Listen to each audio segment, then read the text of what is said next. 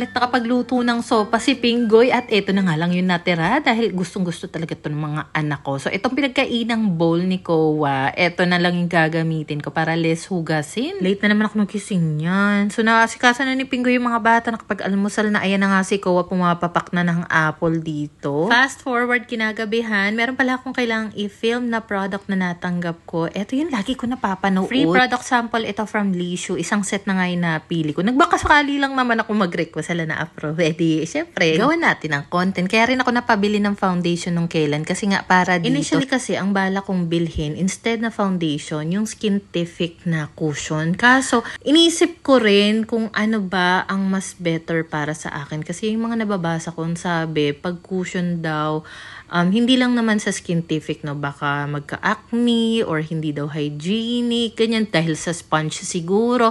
So, depende rin naman yan dahil nakapag-try din naman ako ng cushion dating-dati pa. Hiyangan talaga siya, depende sa product, depende kung gaano mo kadalas linisan yung sponge na ginagamit mo, yung mga brush na ginagamit mo sa makeup, 'di ba?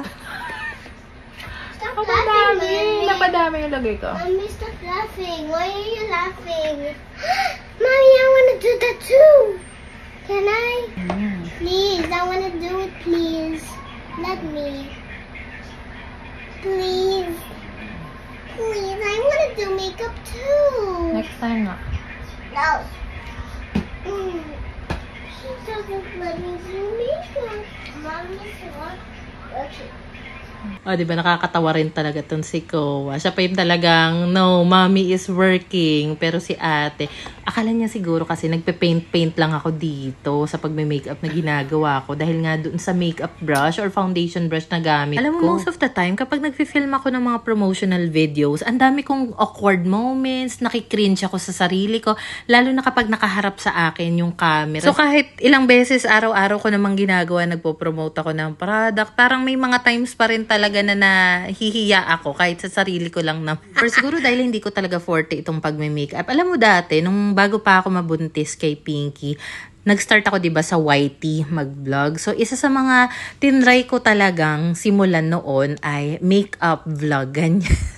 Di bili-bili pa ako ng mga makeup noon, mga pangplansya ng buhok, mga pakulot-kulot ng buhok pa, kung kaartehang nalalaman dati. Saglit lang din talaga yun, hindi ko na siya na-push. Kaya even up to now, hindi ako marunong mag-eyeshadow, hindi ako marunong mag-makeup ng maayos talaga. Pagkatapos nga nito, nagpunta kami ng Shopwise sa may Pasita. And kami lang talagang tatlo. Ayaw kasi sumama ni Pinggoy, mukhang masama yung pakiramdam niya. So anyway, eto na nga, tumingin ako ng microwave or oven. Kasi si Pinky, parang lately, gustong-gusto niya na, Mami, let's bake cookies, let's bake cake, ganyan. So, tingin-tingin lang ako, canvas lang kung magkano ba yung mga microwave ba yung tawag? Ay, oven pala. Tapos, nakita ko yung mga Asahi na bagong collection. Ang ganda! I can't get it. Small Nescafe, that one. This one? One only. One only. I said one only. Give me sugar. Thank you. Get the green oil, ate. Ito? You know. Ito? What is Papa know? Ate, oh. I want it. You want I want grape? grape. Which one? Grape. That one. This one? That one. Okay. Mommy, this doesn't get down.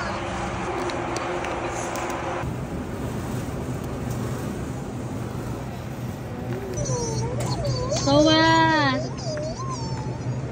We have to check. Expiry is on.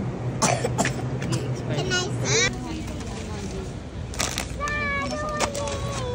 So, bago pala kami nagpunta dito sa grocery, pinagbigyan ko nga yung request sa mga bata na pizza. So, habang nandun nga kami sa Greenwich, sabi niya, let's go to Papa Arnel. Wala naman talaga kami pasanang balak pumunta dito dahil hindi nga kasama si Pinggoy.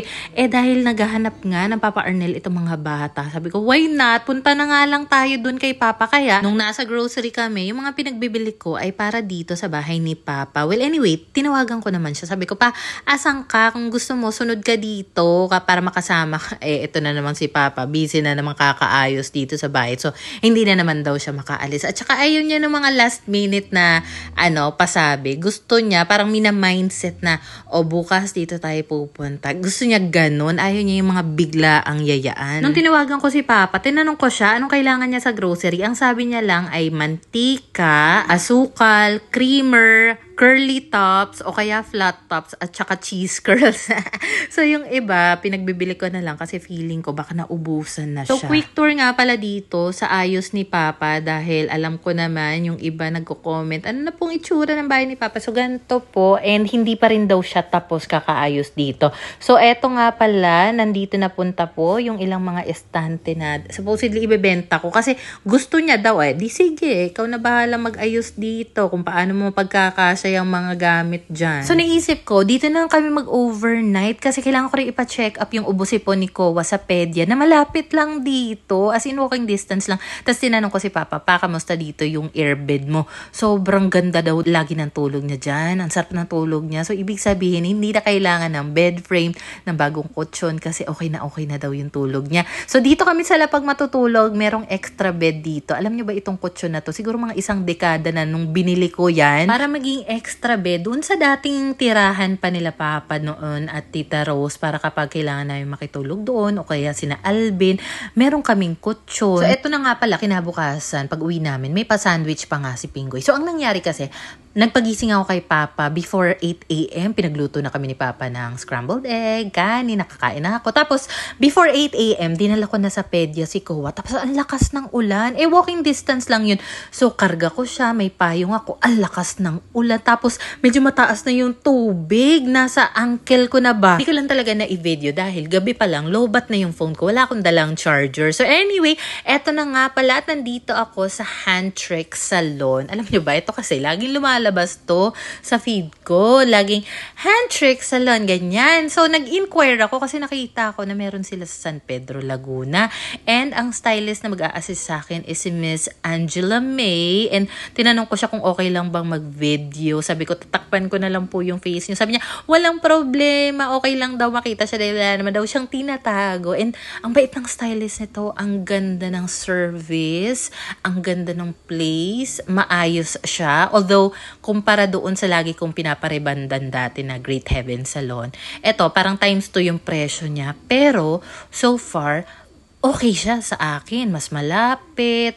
Ang ganda talaga ng service, quality talaga, at saka maganda yung so, huling reban ko, April. So, bali nasa 5 months pa lang. And hindi ko na talaga matake yung itsura ng buhok ko. Tapos, dito pa ako natuwa sa may shower area pala. Kasi parang nakahiga ka lang, tapos merong lababo sa may ulunan. Parang never ko na-experience to sa ibang salon. Kasi di ba yung iba, upuan siya, pero nakaangat yung ulo. Wherein ang tendency kapag binabanlawan yung ulo, basa yung likod mo, ganyan. Kaya nga, meron akong lampin sa likod. Kasi ganun nga ini-expect. As in, para ka lang talagang nakahiga. Naisip ko nga, siguro kung pagod na pagod ka, tapos nagpunta ka ng salon, let's say, galing ka ng trabaho, nagpunta ka ng salon, tapos napahiga ka dito para banlawan nila yung buhok mo. Hindi talaga pwedeng, hindi ka makakatulog. Ganun siya ka-comfy. Anyway, sa tingin nyo ba, yung foundation na napili ko is wax sa aking skin tone? Feeling ko, sakto lang. Ewan ko, bahala na. Wala na rin naman akong choice dahil nabili ko na. And baka isipin nyo, sponsored itong salon visit na ito. Hindi. Nagbayad talaga ako dito. Umabot nga ng 3.7. At dahil wala akong cash, ito na naman tayo.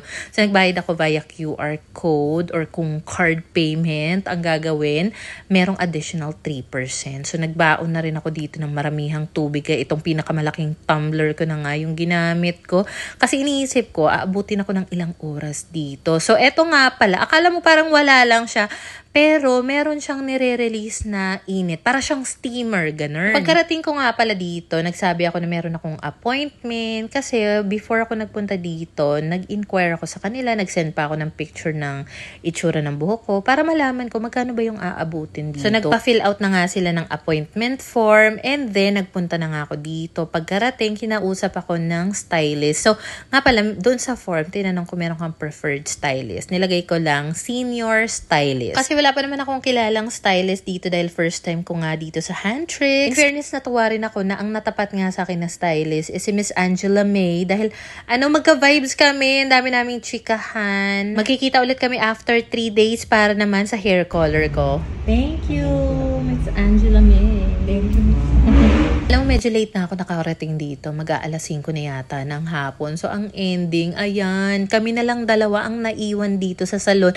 So, inantay ko na nga siya para sabay na nga kaming lumabas dahil siya na rin yung magsasarado ng salon. Tapos, maichika ko lang. Diba parang last week, nagpunta ako ng JNT sa may Landayan dahil doon nga ako nagpadala ng mga products para sa giveaway. Katabing-katabi niya lang itong salon na to. Tapos, sinisilip ko na tong salon na to dati nung nasa JNT ako. Hindi ko naman nakakalain na dito lang din pala ako makakapagpareban. So anyway, dahil katapat lang nito ang Robinsons Galleria South, diretso na tayo me time sa Starbucks. So, hindi na ako umorder ng drinks dahil napakadami kong tubig. So, umorder lang ako dito ng pesto pasta at saka waffle. And then, nag-jeep lang ako papuntang Pasita. Tapos, nadaanan ko tong lugawan sa Pasita. Ang daming tao lagi. So, bumili nga ako ng makakain namin ni Pinggoy. And then, meron pang ang pa-banana cake si Isis kasi nag-bake daw siya. So, ayun lang naman for today's video. Thank you for watching.